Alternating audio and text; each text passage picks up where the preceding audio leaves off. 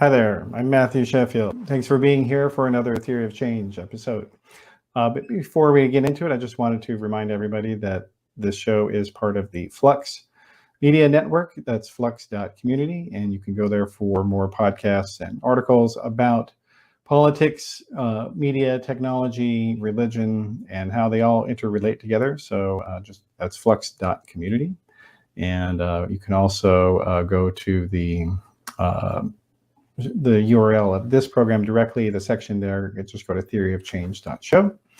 And we got transcripts and video and audio of all the episodes, and you can check those out there. And but the transcripts right now the full transcripts are only available to supporters on our Patreon. So you can go to patreon.com/discoverflux if you want to get the access to all of our full transcripts. And certainly we can use your support to keep producing more podcasts and shows about all the things that we're doing here today. All right, so with that out of the way, let's get into today's program. Comedy has always been about pointing out the absurd and unjust things in life. But lately, a lot of veteran comedians have taken to complaining about their business, their own industry, more than anything else. Longtime stand-up comics like Dave Chapelle and Ricky Gervais have been at war with their audiences a lot, accusing them of being intolerant and killing off comedy. Is there anything at all to that critique? Joining this is Lisa Curry. She is a stand-up comedian and is the host, which is a weekly show on SiriusXM, and she's performed in 13 different countries and also been a writer on Comedy Central's Jeffries show. Welcome to Theory of Change, Lisa. Hey, thanks for having me. All right. Well, so first, I guess let's just talk briefly. So how long have you been in the comedy business, quote unquote?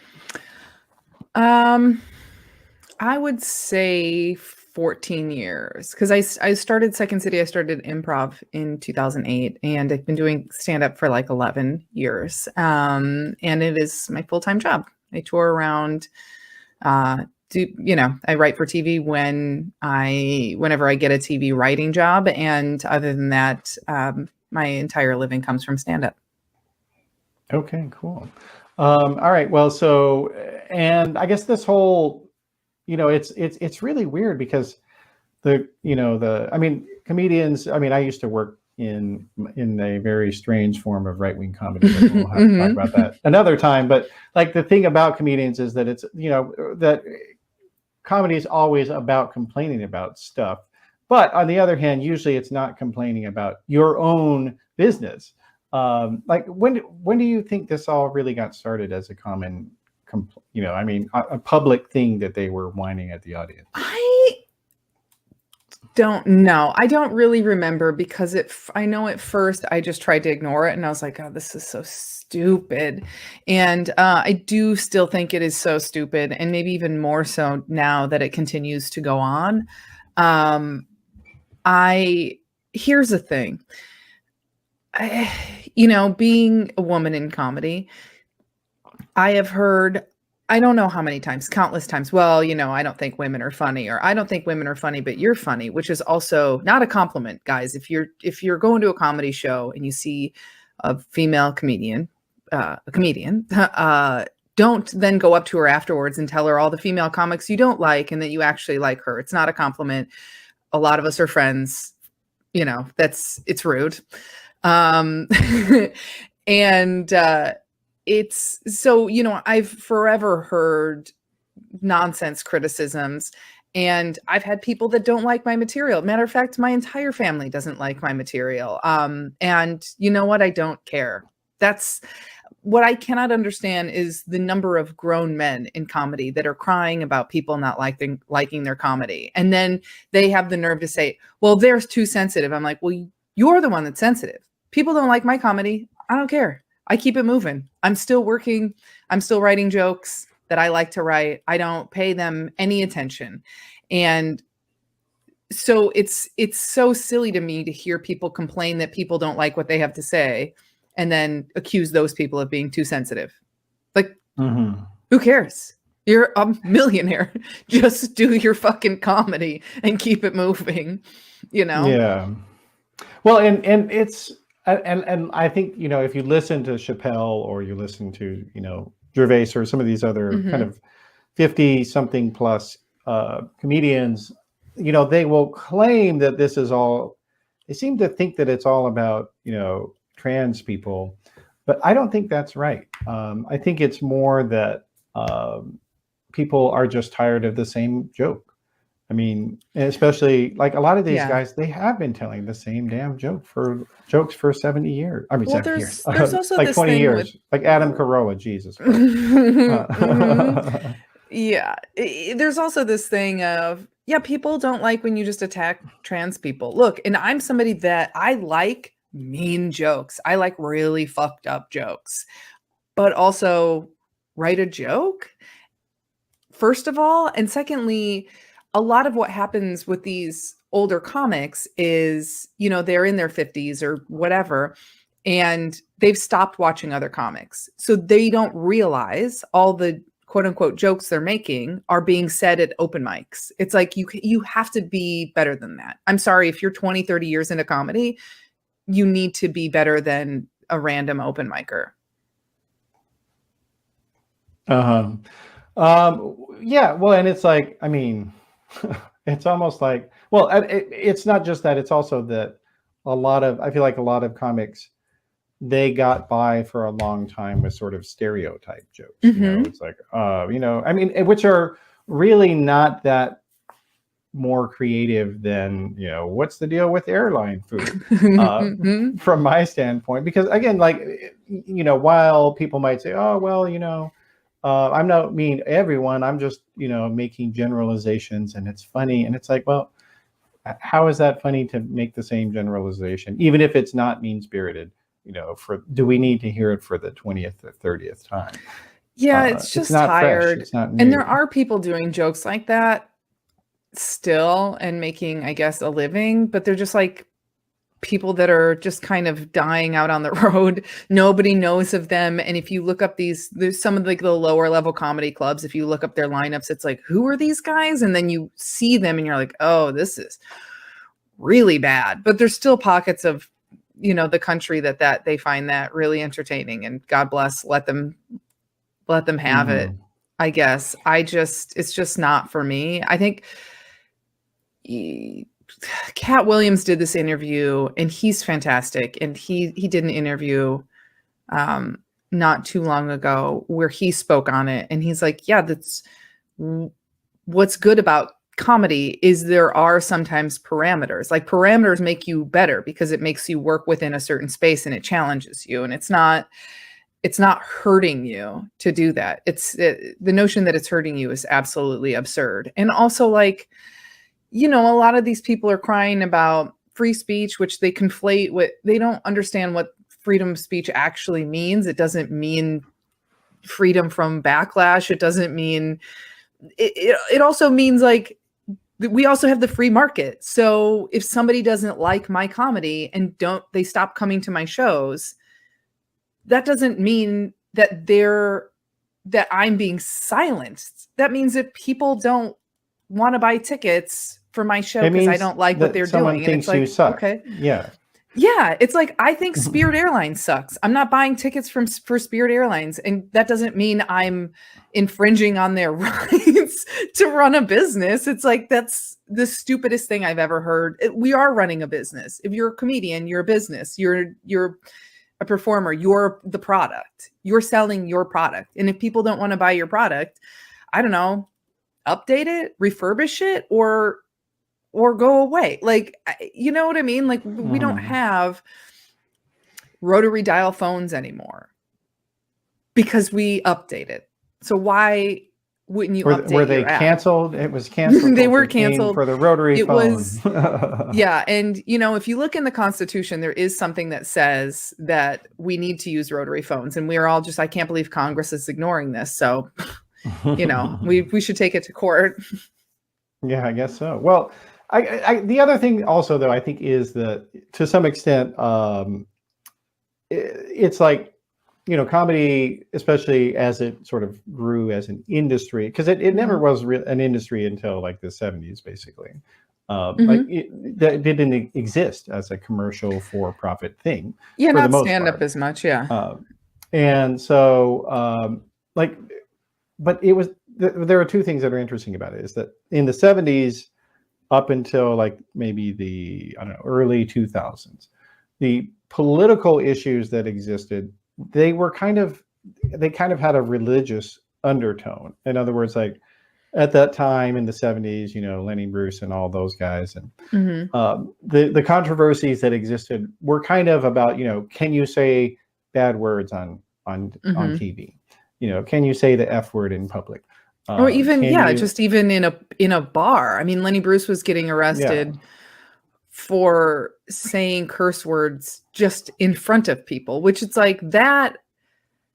He was fighting for people's freedom of speech. We're not anymore. You can say whatever. You can say any kind of insane shit you want whenever. If people don't like it, they're not infringing on your rights. And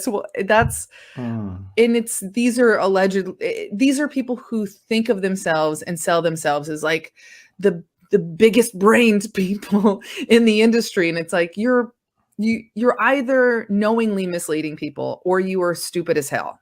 Those are the options. There's no in between. Well, okay. So, but what do you mean when you say they've sold themselves as the biggest brain? What do you mean by that?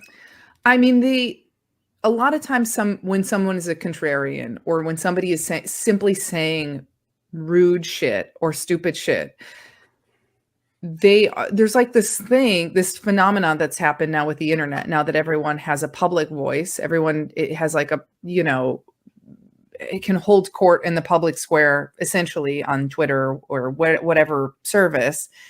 There's now this thing where when somebody says something wild, they present it as though, oh, I'm saying this because this is something no one else has thought of because I'm just so smart. And it's like, or no one else is saying it because it's dumb and it doesn't make sense.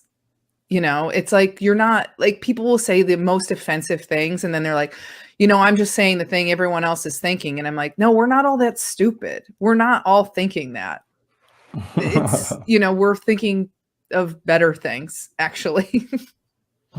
Yeah. Well, yeah, no, I think that's definitely a lot to it. And the other thing also, though, is that I think a lot of comics, they're used to criticizing other people, but they're not used to being criticized themselves.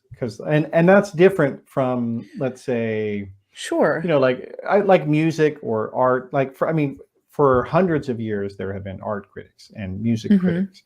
People who will go to a concert and be like, well, you know what, this thing sucked, and the musicians were terrible, and the composition was trash, and whatever. Like, people have trashed, performing arts outside of comedy for hundreds of years. Like, people are used to it. Like, if you're a musician, everyone has been used to this idea that there will be people who think your shit is horrible.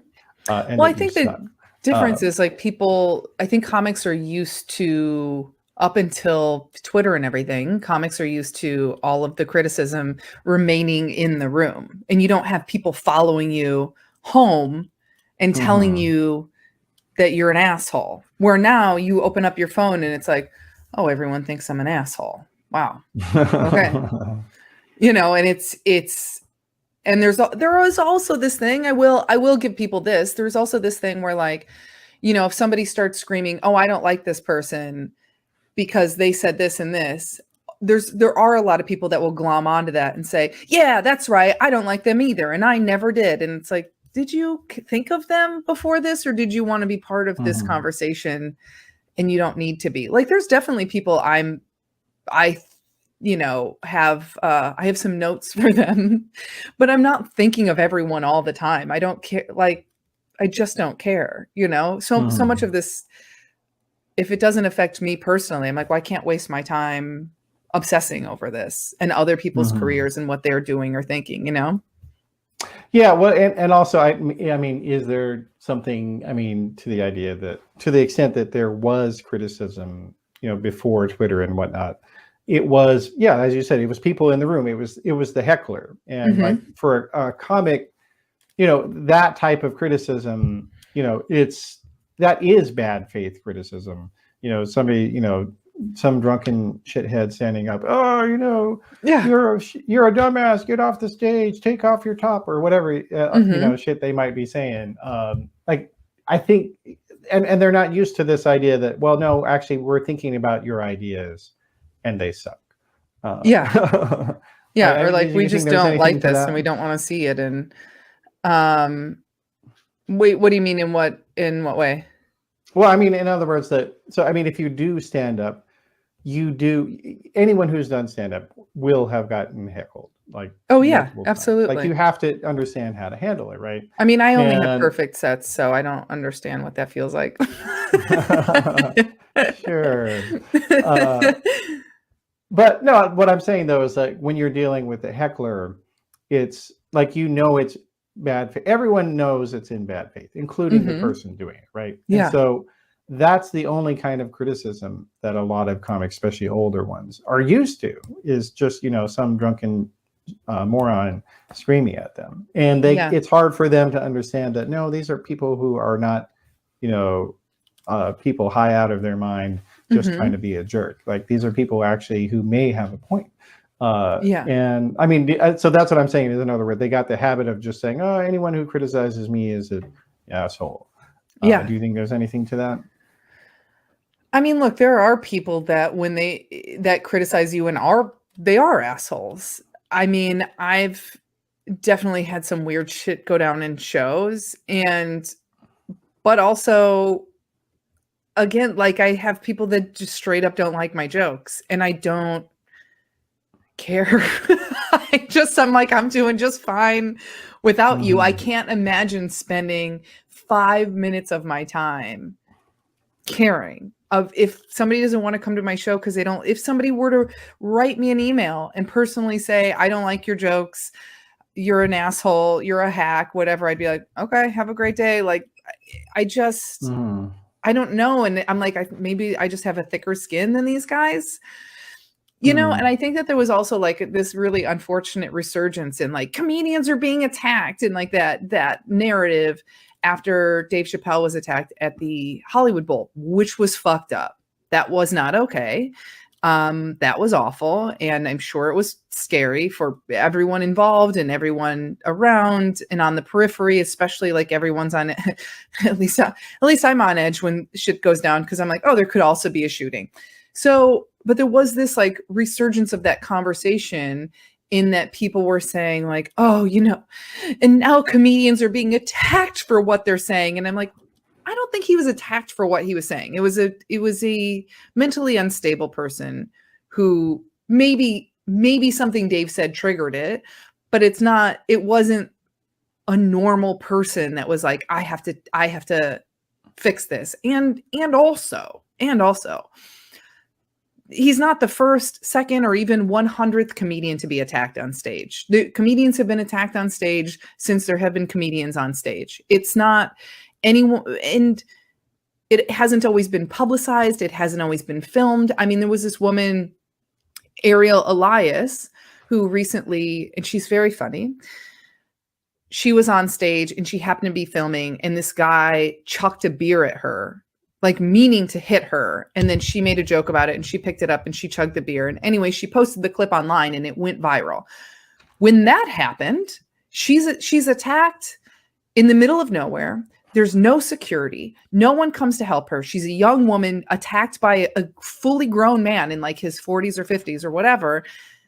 The people that were crying this whole time about, and it went very public. Like it was very viral. She ended up performing on Jimmy Kimmel after that. Like, she got all these big opportunities. Her followers shot through the roof, and great, good for her. But all these people that were like, everyone's getting attacked on stage now, none of them had anything to say about it. None of them, because she wasn't, it's like she was just doing her set, and she's a woman and she's not famous, and she wasn't in the midst of saying something offensive. And I have so many, I haven't been attacked on stage, but I have so many friends that have been. Like somebody will just rush the stage and slap them or push them down or whatever. And nobody's crying about it. It's something that happened and it sucks, but it's not like now we're in danger because we're truth tellers. It's just so corny. I can't take it. Yeah. Well, now, do you think that some of this, I mean, the whole political dimension to all this, because I mean, stand-up has always had a political component, certainly many years, as I mentioned earlier, and George Carlin, obviously big political guy, certainly. You know, so like Elaine Boozler.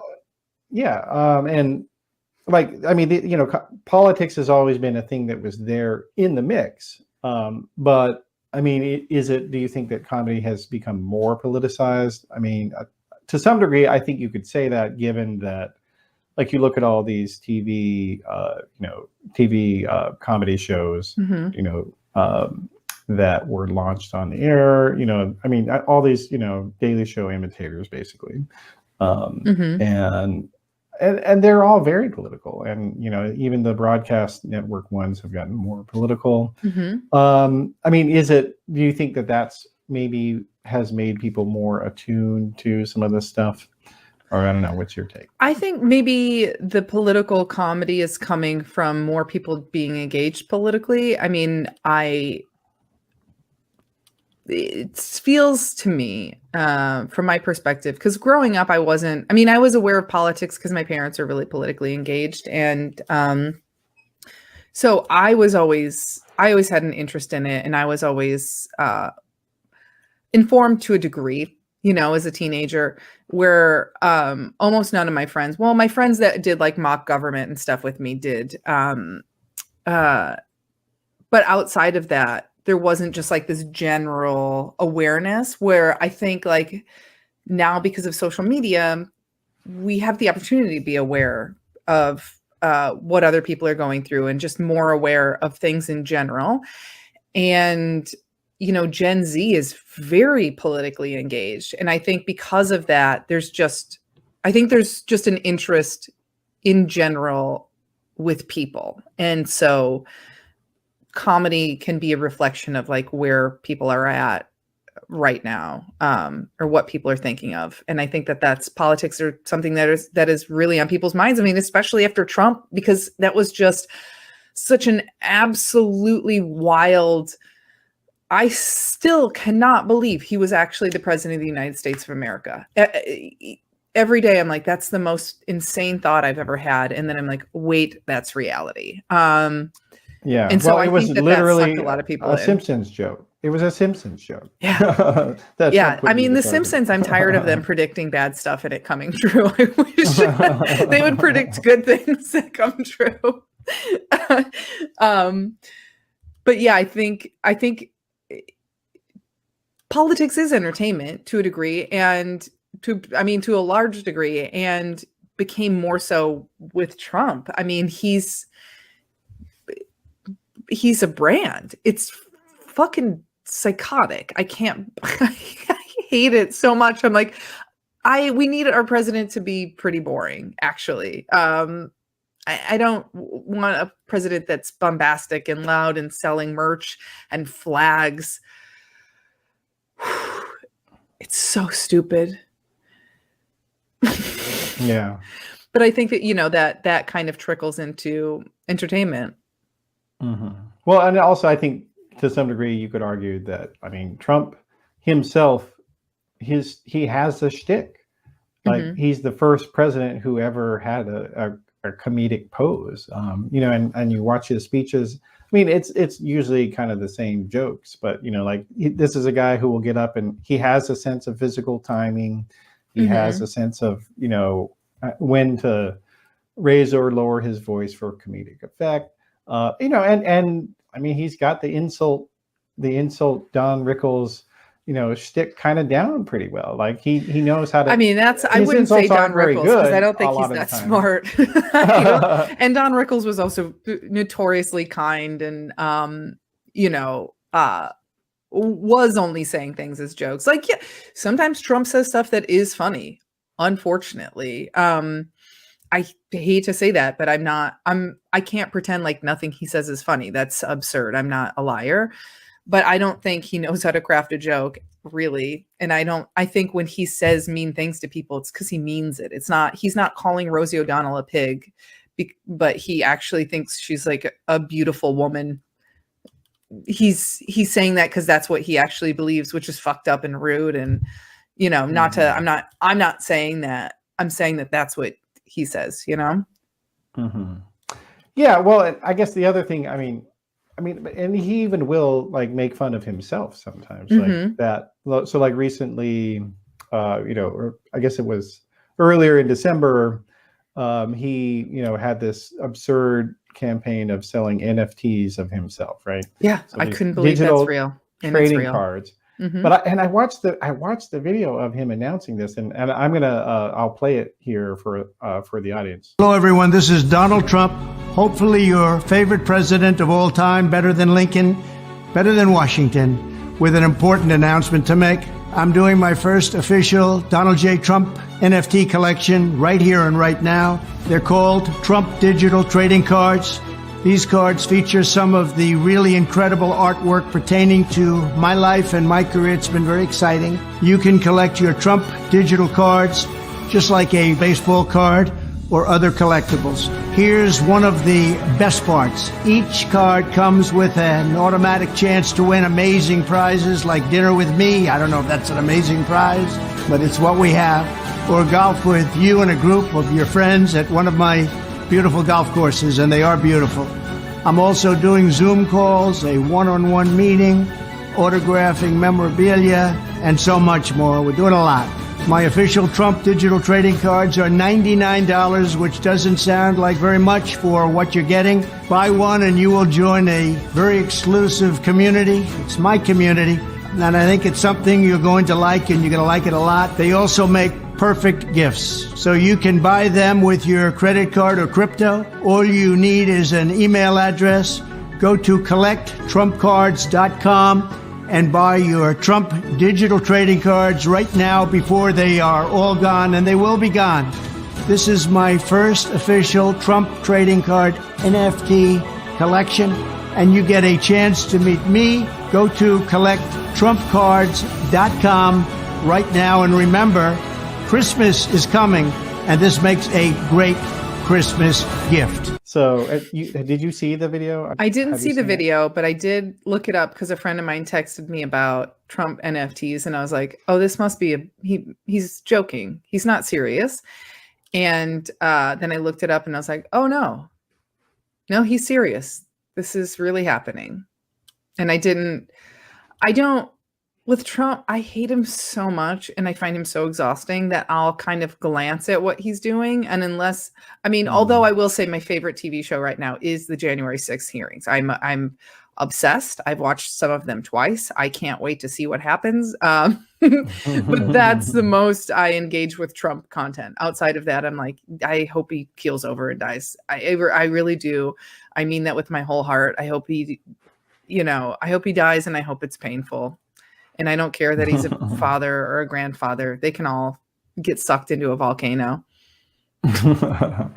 You're canceling him, Lisa. I know. And now I'm going to be canceled, which means I'll be a millionaire soon. I'm really excited. If somebody could just go ahead and cancel me. Yeah. Well, but in the video though, like one of the things that did strike me about it though is that he actually is making fun of himself a little bit. So like one of the things he says in the video is that you can, if you buy the NFT, the fake cards, you'll be entered into a sweepstakes to have dinner with him. And he says that, and then he's like, I don't know if that's a good prize, but it's the best we can do. So he's actually, making fun of himself a little bit in there, because you know what, that is a stupid prize. Who wants to have dinner with this guy? People do. They're lunatics. If you're trying to do an investment, I'm sorry. If you're his super ultra fan, then obviously I don't think anybody I think first of all, I think NFTs are bullshit. Don't tell anyone I said that. Oh hell, we did a whole episode on Theory of Change about them. So I'm not sure that the audience for this episode would want to watch it, but I'll put it in the show notes.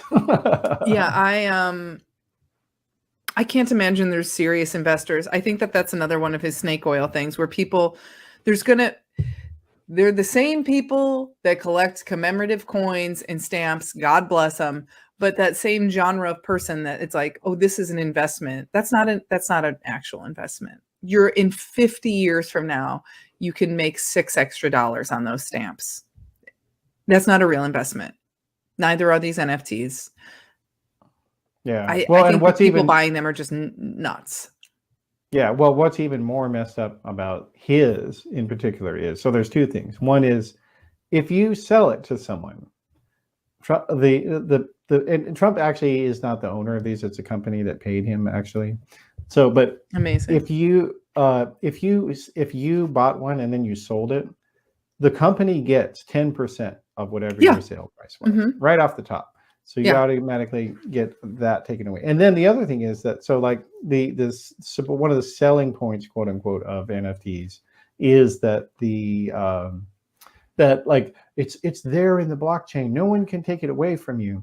Like it's always there. It's always yours forever. But that's actually not how his are structured. So like they are literally you just hold your finger down on the screen and you save it. Yeah. No, yeah, but no, it's like there's literally like the JPEG is literally linked in the NFT, so they could actually delete it, and you wouldn't even be able to see it.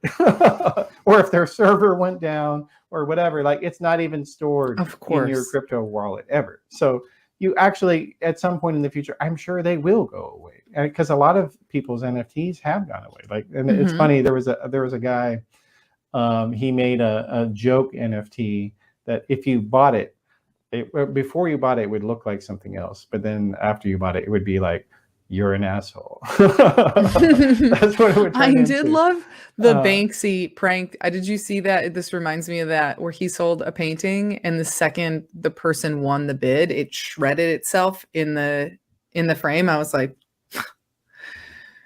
I love that. Cool. Just fuck with millionaires. Any kind of prank on the rich. Unless they want to send me money. My Venmo is the same as my Instagram. Feel free. And it's right there on the screen, everybody. Yeah. Those are the only millionaires I like. Well, I guess it's not working for you, though. Yeah. Not yet, but we'll see. But yeah, okay. But I guess, and maybe is that another thing, though, that I think to some degree. And this, I have told this idea to other comics that I know, that to a certain degree, Donald Trump is living out the fantasy of some stand-up comics. Like it's almost like, because like his 2016 campaign, he didn't think he was going to win. Like he literally had said this in public multiple times, including after he won, like right in like, I think it was December 27th or something of 2016. He got up and gave a like, thank you, America, Merry Christmas speech rallies. And he got up there at one of them and was like, yeah, I told Melania, I thought I wasn't going to win on election day, but you know what? Wow, I did. Look at that. So it was like his campaign in 2016 was almost like Brewster's Millions in a certain degree. And people voted for the absurd scenario, just like in the show. Crazy. It's crazy. Yeah, I don't know. I think I would have to disagree that he's living comedians' dreams, because even the fucking weirdest comedians, I think all they want. Well, I mean, maybe now where he wants to command like stadiums, and some people would like listen. Do I want to run a cult? Of course. Do I want to be surrounded by people that are susceptible to being in a cult? No. I don't want to be anywhere near those kind of people. So it's really a catch-20. If I could just get really smart, attractive people, like dynamic, talented people to follow me as a cult leader, I would love that. That's not going to happen. Yeah, what a dilemma. What a dilemma. Well, okay, so but now what about this whole one of the other things about kind of the sort of increasing interest in politics and comedy is that, you have seen this proliferation, and I think it did start with Trump of Mhm. people saying that, well, I'm a conservative comedian. Like, have you ever seen any of these people when you've gone out in your travels on stages? Have you ever seen anyone who presented as that? I'm just curious. Yeah, and I don't think listen, this is going to piss people off, but as I said, I don't care if people don't like me. It's fine. I don't think there really is such a thing as conservative comedy because there's no joke. I watch from time to time because I want to hurt my brain. I've watched Mike Huckabee's show. And wait. And who is Mike Huckabee? You have to say for people who don't know who that is. Some people don't know. Oh, Mike Huckabee he's a lunatic. He's a former presidential candidate. He thinks he's doing jokes, and he's not. God bless him. But his thing will be like, I can't even make. I'm trying to think of what would be a stupid joke example. Like he'd be like, Gen Z, they won't drink milk unless cows start lactating oat milk. It's like, what? It doesn't make how are you gonna milk oats? What? Like it's shit like that where there's no joke. And the thing is, there's a lot to make fun of with progressives. There's a gold mine there. You can make fun of us all day, but they don't know how to craft a joke. They think that saying something that somebody agrees with, there's a difference between generating laughter and agreement and nodding. And a huge difference. And they're doing the latter. Well, yeah, but I would say that, especially in his later years, that Jon Stewart at The Daily Show pretty much did that almost every joke. I felt like sure. I think at the end of his run there, he was more angry than funny. Sorry, John, not that you're listening to this, but I think that he just got pissed, which it's like sometimes my jokes start with anger. So when you first see like the beginning of a new bit I'm working on, it's way more commentary than jokes. And then as I kind of find my way and work it out, then there's more jokes. But yeah, I mean, I think everyone's susceptible to doing that. There's a thing comedians will call clapter, which is where you're not getting laughter, but you say something the audience agrees with, and so they clap. And a lot of comedians mistake that for doing well as a comedian. And it's like, no, you're saying something everyone agrees with. You didn't write a joke. There's a difference. If you're a comedian, you need to be writing jokes. Yeah. Saying Big Macs don't taste very good. That's it's like, and I see this, progressive comics are really guilty of that, of clapter, where they'll just go out and, in like a really progressive neighborhood, and they'll go on stage and say like, women's rights are human rights. And everyone's like, yeah. And it's like, what are you doing? You have to say a joke now. You can't just end with that. Rape is bad. Yeah, that's right. It's like, yes, no, I hope we're all starting from there. But that can't be the end. That can't be the beginning, middle, and end. That's not, you need more than that. Yeah. Well, and it's, I mean, is there something also though that, one of the things that I've always kind of been afraid of in terms of like career paths is that as we expand the number of people interested in various careers, do the professions get better or do they get worse? So in other words, like if you had at one point in time, let's say lawyers, let's say you only had 100,000 lawyers in the country at one point. And then over time, and this is true, like the United States has had this dramatic explosion in lawyers in law schools. Like then you go from 100,000 to 500,000. Are those 400,000 new lawyers as good as 100,000? It depends on, it depends on the circumstances. Are the standards still as high, or are there new law schools where But what if there are no anything standards goes. official? Oh, Like, then what if there no, are no that's official not standards? necessarily, and that's the thing with like comedy now, kind of anyone can do it. It used to be you have to be in a major city, and so that would filter out a lot of people, maybe not even necessarily for good. That would just filter people because they didn't have access, you know, and then you're in a major city and it's super cutthroat and there's no social media and it's, you kind of live and die by the stage time you get. And now anyone can start comedy from anywhere. It's which I think is also, it can be frustrating because you don't know, you can not know where to put your energy. But then it's also great because it's just given people more access. I mean, there was this guy, I believe his name is Brian Donaldson. I hope I'm getting it right.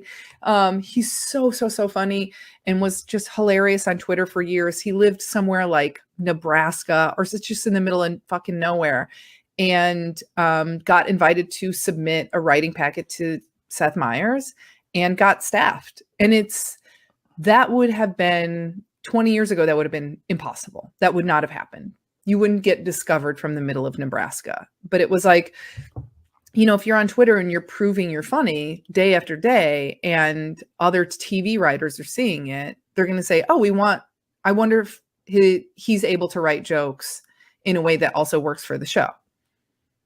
Because, you know, that is a very different thing. Yeah. Oh, totally. And there's people that are funny on Twitter that are abysmal in a room or abysmal at stand-up. I mean, it's because it is a different style of joke writing.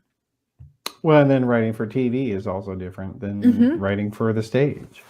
These are all different things.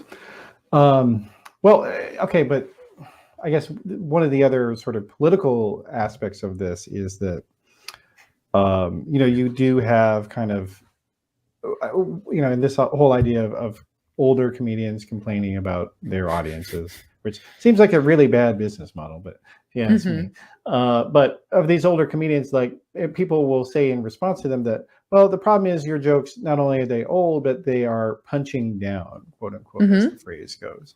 So, I mean, is that, and I think there's something to that critique, because I mean, if you look at, you know, like the history of comedy, public performed comedy, you know, it really was kind of these Punch and Judy puppets that were, you know, hitting each other on the heads, and some of them looked like the king and or the duke, or, you know, the queen or whatever, and like, you know, the queen was having sex with a dog, or, you know, like that was literally things that happened in some of these puppet shows, and people liked them for that reason, because that was the only time they could go after, publicly criticize the people that were higher status than them in the society. But now a lot of this stuff, you know, like I see a lot of especially like the people who defend Elon Musk, like, why the hell would you try to make jokes to defend this rich, you know, troll who is really sycophantic and sad, and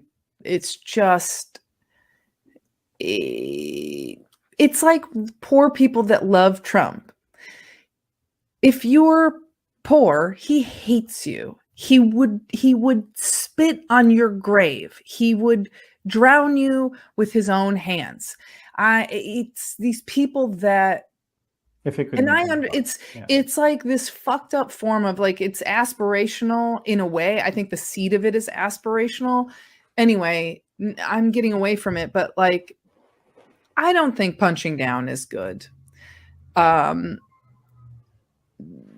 That said, if somebody else wants to do it, okay, but write a joke. Just write a fucking joke. Because there is, like, I mean, if you're going to make fun of marginalized people, it better be really good, you know, because it's also like, you don't need to beat down people that have already been beat down. You just don't. They're already getting it. And it's like, if you're these people, what also kills me is the people that will, quote unquote, punch down and will just insult, you know, marginalized groups. And then they say, oh, this is my freedom of speech. I'm a truth teller. I'm speaking truth to power.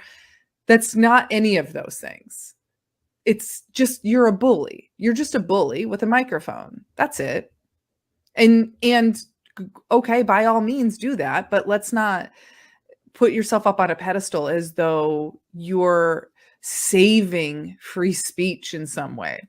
Fuck off. We're fine. And then it's like when when there is people really are fighting for free speech, they're not acknowledged, because a lot of times it's women that have to fight anyway. That's a separate thing. Well, you go into it. Tell me what you mean by that. The same people that are crying about, criticism for saying rude things they've no interest in what's going on in Iran right now. Not zero. They could care less, because it's women fighting for their own rights. It's like, okay. Or anywhere. These people that are like, oh, we're being silent. We're 50-year-old men and we're being silenced. We're 50-year-old white men and we're being silenced. It's like, who's being silenced? People that literally don't get hired because they're women, because they're Black, because they're disabled. That's who's, if you're claiming people are being silenced because they're not being hired, that's who's being silenced, by the way, because you walk into any writer's room and it's 80% straight white guys.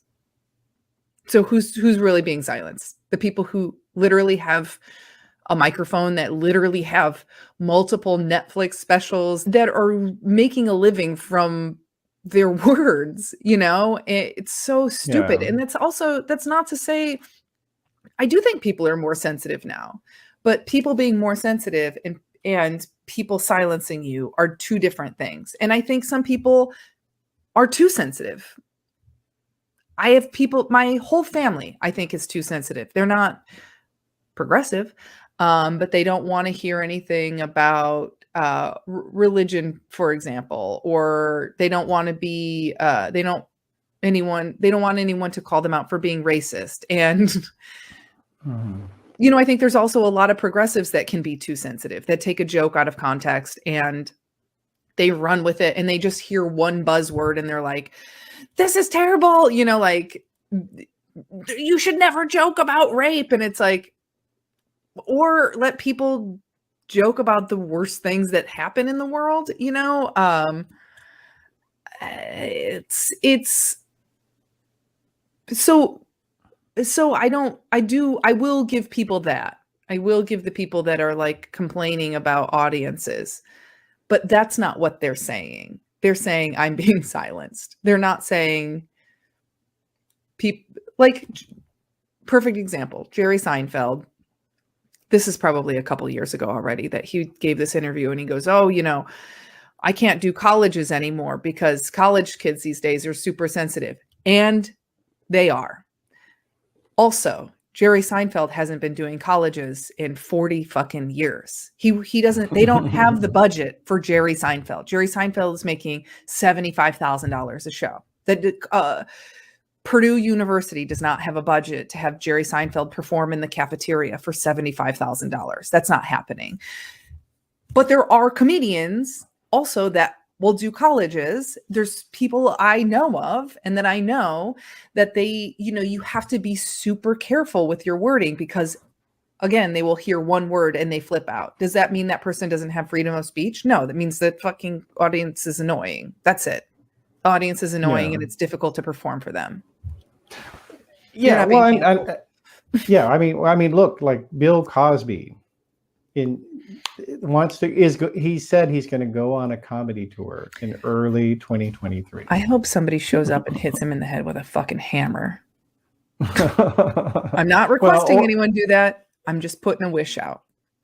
Well, or at the very least get served for this latest lawsuit. Because he just got sued for 5 more women, as I understand it. He's a serial rapist. Like this, if whoever he has working with him that's putting this tour together, I hope they all get hit by a bus. As a matter of fact, I hope they all get on a bus and it starts on fire. I have had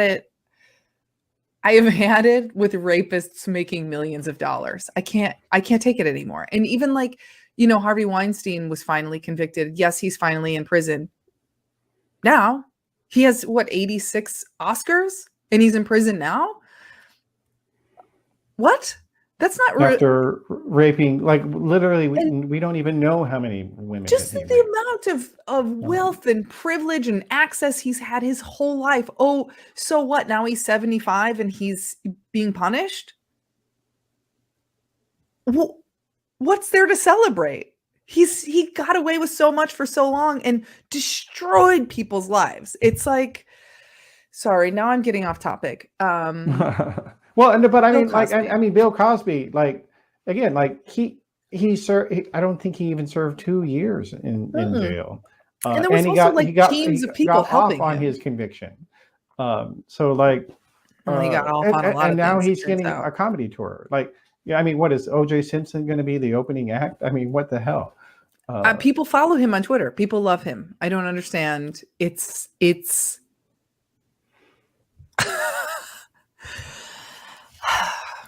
yeah. Well, okay, but you know what though? And we'll see where the cause ends up on the political side, because I don't know anything about where he is. But it is interesting though. Speaking of O.J. Simpson, that like, I think the other thing about Trump that isn't talked about enough as a cultural figure is that he kind of is like he's kind of like this sort of magnet for terrible people. Like they're drawn to him, and like they see that he can get away with anything, and so they're like, well, so all I have to do is just say I support him, and I can also get away with anything. it's the same, you know, and like that guy that guy who just got elected in out of New York, that was saying, oh yeah, I'm he faked being Jewish, he faked his entire professional resume, he faked his education.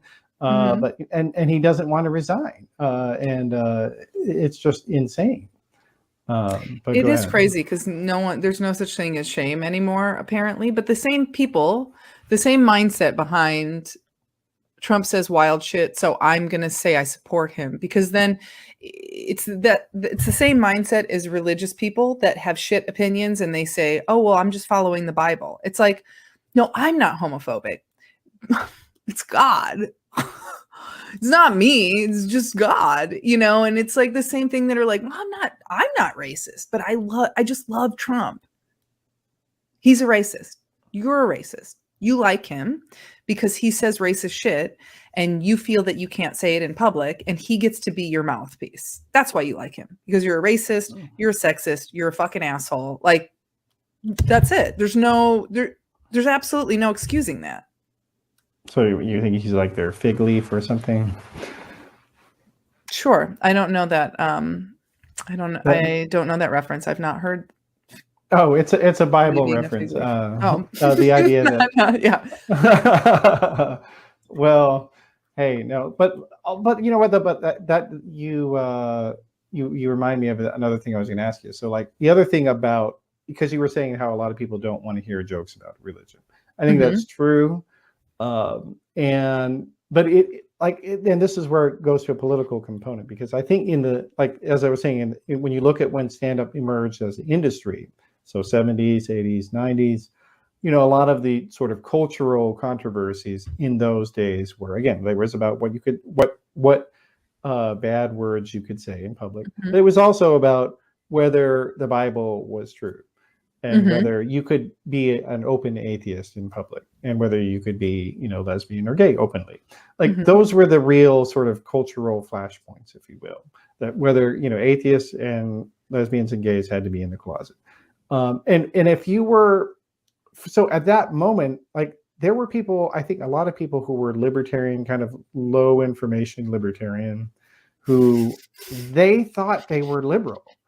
Because like those were the controversies of the day, and like the Democratic Party with Jimmy Carter and Bill Clinton, and like they were all about decentralizing things and privatize this and that. So like they were conservative. The Democratic Party was pretty conservative in a lot of ways in terms of economics. So the only things that Democrats and Republicans kind of disagreed on were religious issues. And now, basically, where we're at this point now, where most people support, overwhelmingly, including Republicans, support drug legalization, support same-sex marriage. Now, these people who, had kind of thought of themselves as, oh, well, I'm on the left. Well, no, you were just a libertarian, a right-wing libertarian. That's what you were. And like a lot of comics, I think, who came up in that environment, who had libertarian viewpoints, are suddenly realizing, oh, wait, I'm different than these progressives. I don't agree with them, and they don't like me. What's wrong with the Democrats? I think there's some of that too there. I mean, what do you think? Sure. I hadn't thought of it. I don't know. I hadn't thought of it that way. I hadn't, well, like I'll give you an example. Joe Rogan, like he is the example of that. He claims to be libertarian, which is exhausting. But he also was claiming that he was liberal for a while, and like Bill Maher is another example of that. So like people who like Bill Maher is very anti-religious, and he loves telling anti-religious Bill Maher jokes. is exhausting. Sorry, didn't mean to just interrupt. I spoofed his show. If anybody wants to check it out on YouTube, when he took 2 weeks off last year, my friends and I wrote an episode of his show that I hosted. It turned out pretty well. And I watched his show ahead of time. I mean, I did his show format in my voice, and then I watched his show ahead of time just to check it out. And his jokes are so lazy, God bless. And I'm friends with one of his writers, and I think that writer specifically is very funny.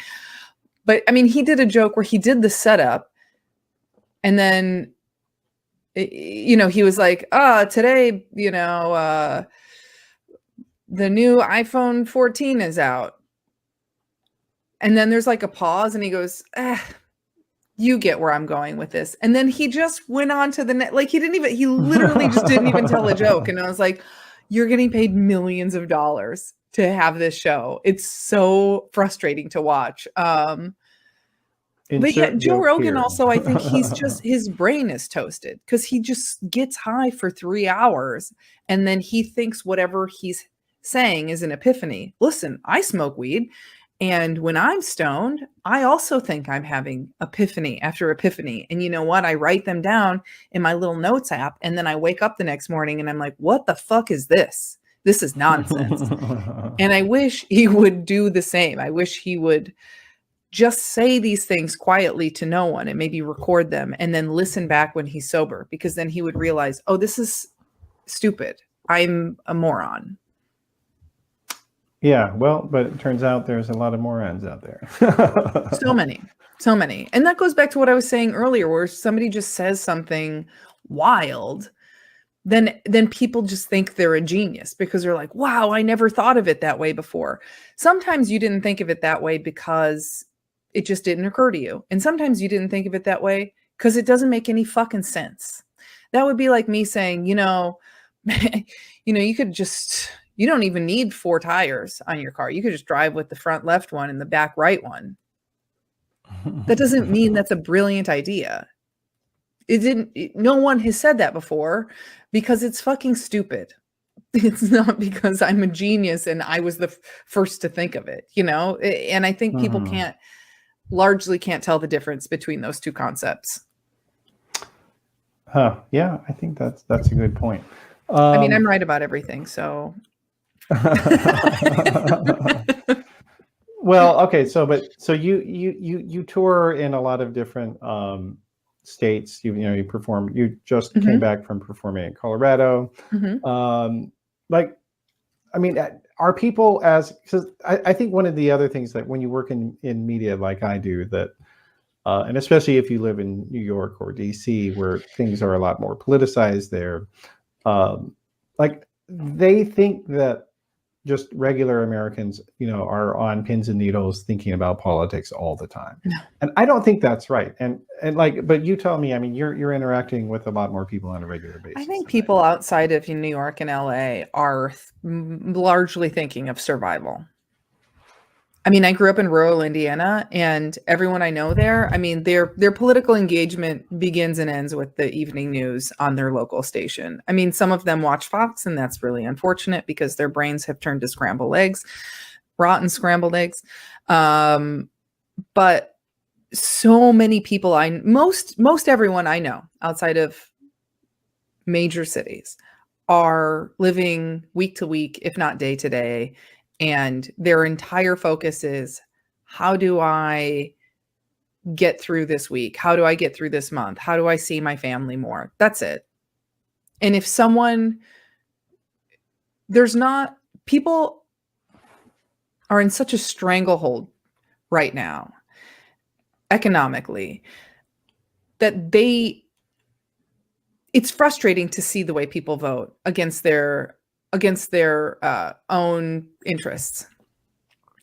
But also, politicians know people don't have time to research them.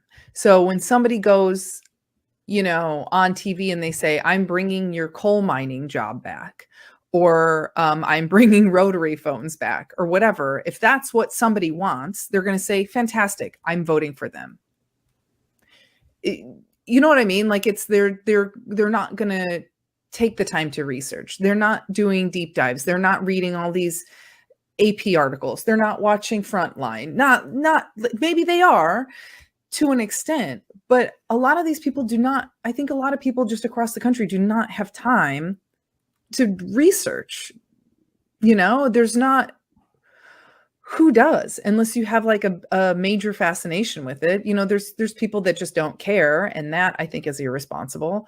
That don't care and do have time. But, people I know personally in the Midwest are surviving. And they, if they're told, I'm going to do this for you, or I'm going to give this to you, even if it is an absolute lie, they're just going to vote for that person because they're like, okay, great.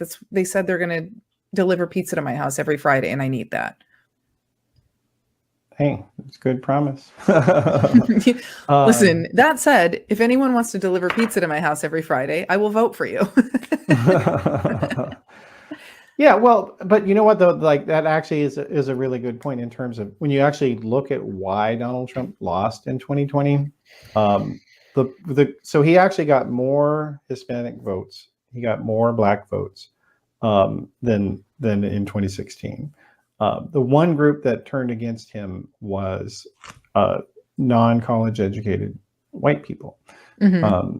The majority of them still voted for him, but a sizable enough percentage of them who had voted for him before were like, you know what, I just can't do it this time. Mm-hmm. Because I think for a lot of them that was like he was the fresh face, he was the non-politician, he was the outsider. He was offering something new, he was doing things different, he was, making jokes. Like, he was a different kind of a guy. And he also actually said, I'm going to have a healthcare plan that will take care of everyone. And mm-hmm. the Republican Party lied to you about Iraq, and they lied to you about this and that. Well, that's the thing too. When he was like, didn't he say like Hillary voted for the Iraq war? It's like, yeah. Yeah. And also I voted for her. I also don't buy for a fucking second that she didn't know what she was voting for. Because when she later said like, oh, I just didn't realize or whatever. I mean, listen, I'm not remembering her wording and I'm not going to pretend I am.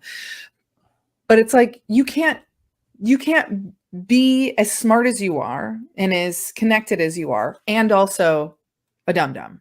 You're one or the other. You were not naive. I don't buy it. So it's like, well, yeah, he's right when he says that. And I forgot what the rest of my point was. I was going to say something else about him. Anyway. Well, no, but I mean, like, that's the paradox of Trump in 2016 was mm-hmm. that he actually won because he was telling the truth about a few things. Like, that's the paradox. Yeah, it's like when he's like, politics is corrupt. Yeah, it is. And it's frustrating that Democrats won't admit that, and they won't say what's really going on, and they won't tell you the motivations behind things. They just pretend that everything's, I mean, God, I get so frustrated, but it's not doing us any favors is all. It's, and like, yeah, he said those things, but also he was a con artist as well. Yeah.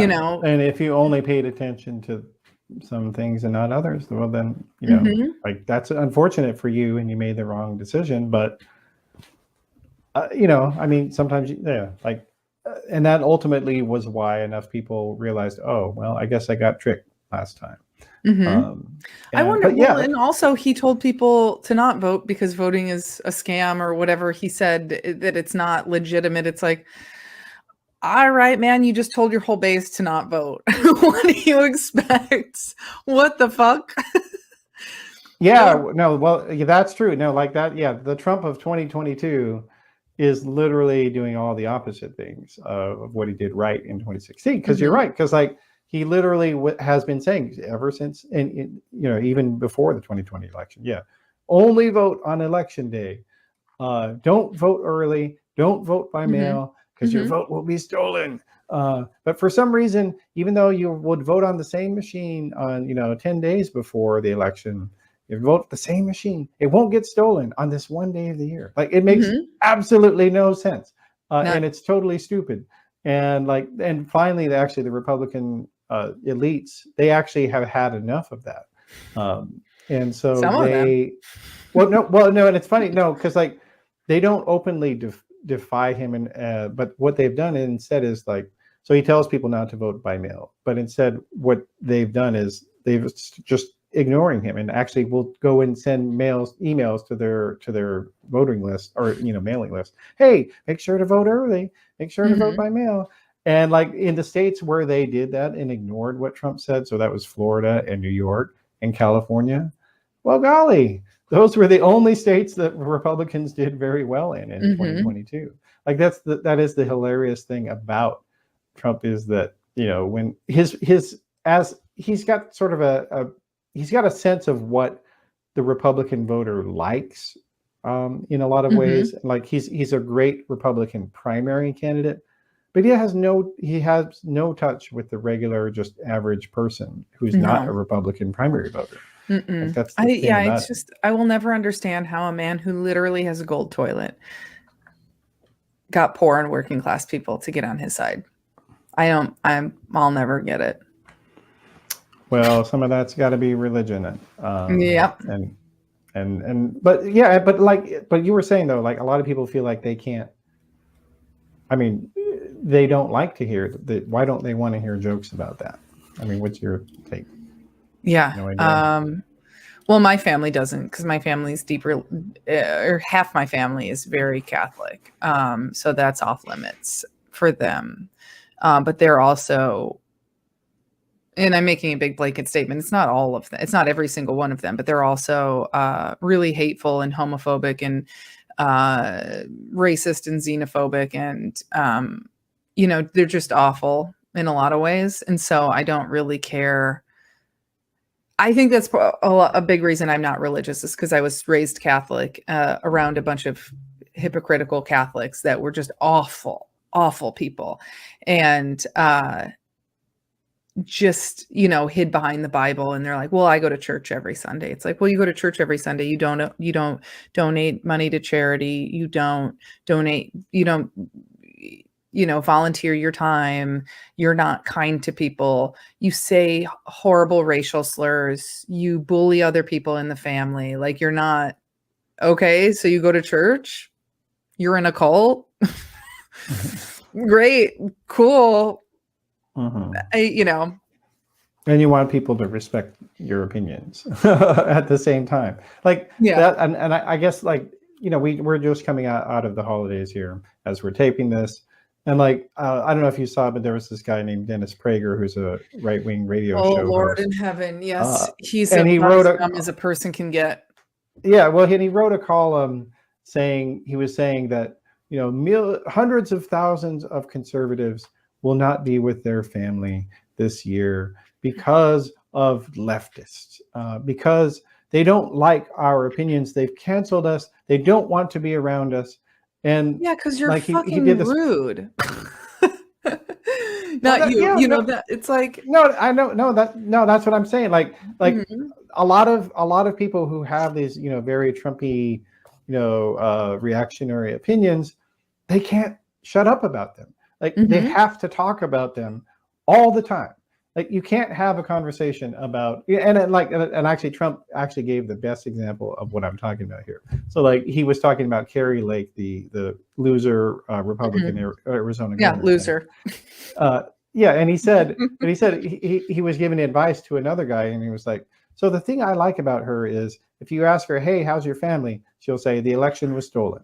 And that's what he wants his regular followers to do. Like you can't have a conversation, hey, how's your kids, or how's the weather? Well, Biden is destroying America. Okay, like how do you Yeah. go from that? You can't go anywhere from that. There's no, well, and they do this arguing that's like whack-a-mole, where if you say, you know, I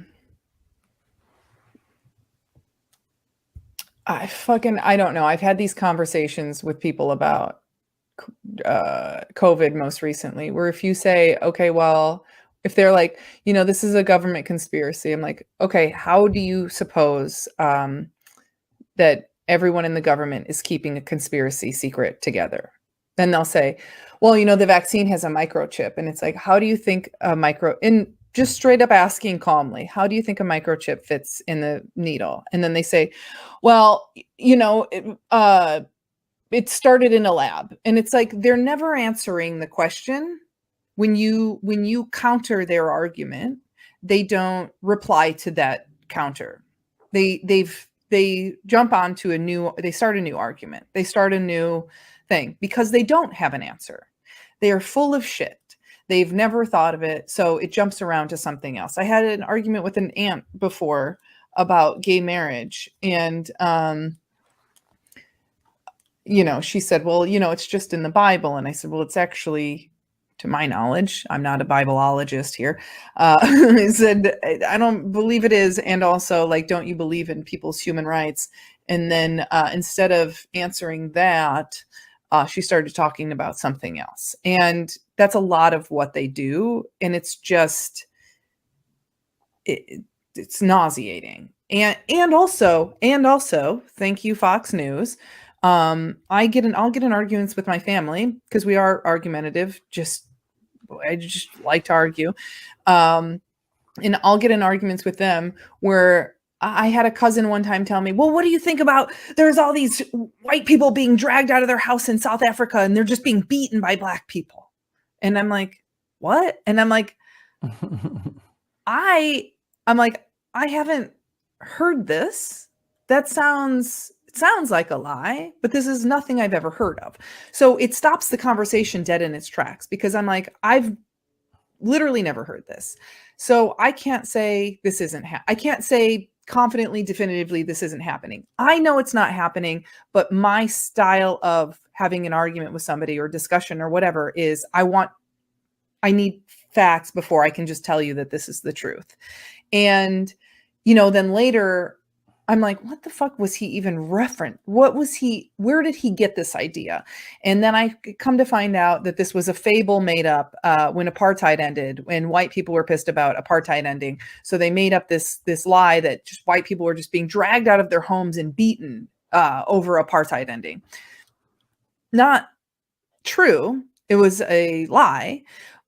But I'm like, now we're already several days past this conversation I had with my cousin. So now he's moving forward with his life, thinking that that is the truth. And I'm not going to reach out to him to say, hey, you were wrong. But it's a lot of that where it's like, well, didn't you hear this is happening? And you're like, huh? Well, shit, is it? Yeah. Not that I ever thought that was happening, but like, just as an example, they present something that is wild and that is not true. And you can't counter the argument. There's nothing because it's insane, because it's nothing you've ever heard of, because it didn't happen. Yeah. So you can't have an argument. Yeah, exactly. Well, and the other thing also though is that sort of mentality, it also makes it hard to do comedy. Like if that's your mentality, that's how you think about the world, sort of these mishmash of, nonsense basically. Like if you're going to do political comedy, that comes from drilling down deep into an idea set or to a person, the things that they say. You actually have to understand it. And what they're talking about. And and if you don't understand what Fauci has been saying, or you don't understand what, Biden thinks about this policy or that, then you can't really make fun of it.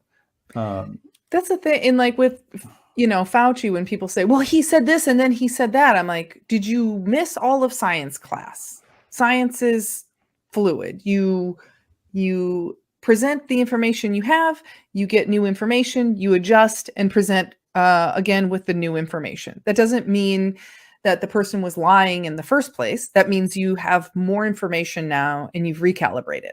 And that doesn't mean that everyone's telling the truth all the time either. It's the nuance is gone. Nuance doesn't exist anymore. There's 4 people on earth that understand nuance. It's like 2 things can be true. And also you can be a moron. Yeah. All right. Well, it's been a fun conversation. Let's put up on the screen. So you are on Instagram. I assume I actually do not even get your reference, or Olympian Lisa Curry. Olympian Lisa Curry is my Instagram, TikTok, Venmo, all of it. That's and that comes from, there's an Olympic gold medalist named Lisa Curry in Australia, and she took our name on socials, so I took Olympian. How dare she? Well, you got back at her. All right. Well, thank you for being here today, Lisa. Thanks so much for having me. This is really fun. I love to talk, so anytime. All right. Awesome. All right. Well, we'll definitely and put up all those links as well that you mentioned as well. So, all righty. All right. So that's our program for today. Thank you for being here, and we'll make sure to put this up on the show website. So again, that's theoryofchange.show, and go to patreon.com/discoverflux to support us as well, to keep doing more of that. And otherwise, I will see you next time.